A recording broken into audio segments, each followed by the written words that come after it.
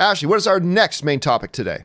Next up is from Aaron Akins. With Missing Link being a flop and releasing so close to Endgame while having to compete with Captain Marvel and Shazam, do you think that the excitement and adrenaline-inducing entertainment from superhero movies has reduced people's interest in movies like Missing Link?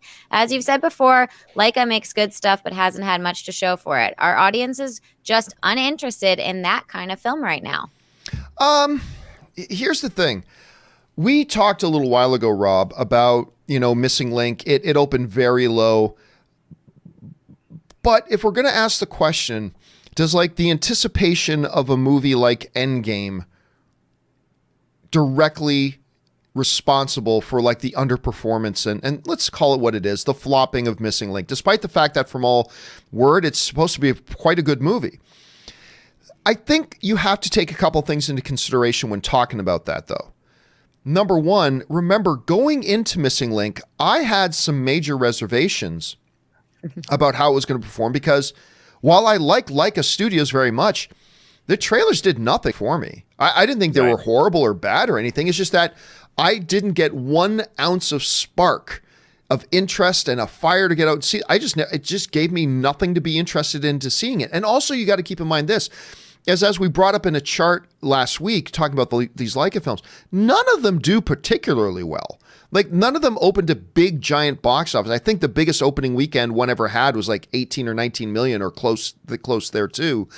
So it's not like this one was far off. So I think when you're looking at something like Missing Link, and I love this graphic that Ray put together. Yeah, it's great. When you look at something like Missing Link, and you're talking about, well, why did it underperform?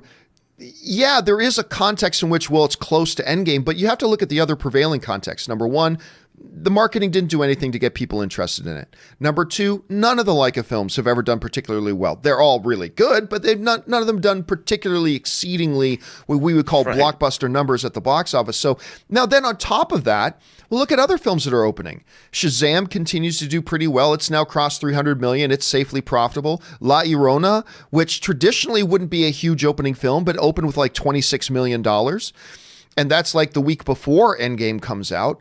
So to be honest with you, no, I don't see any empirical data to suggest to us that people are going to fewer movies around Endgame because of Endgame. Now, look, everybody's going to go to a limited number of movies. If you go to one movie, that lessens your chance you can go to another. Yes, that's true. But I don't see anything at play here going above and beyond that normal pattern. You know what I mean? When we're seeing other films doing as well as we would expect them to do, when we're seeing a film that is failing, having a lot of other circumstances that would probably contribute to the fact that it's not doing so well financially, I really don't think Endgame is playing a big part in that, Rob. Am I oversimplifying it? Am I not looking at the big picture? How do you see it?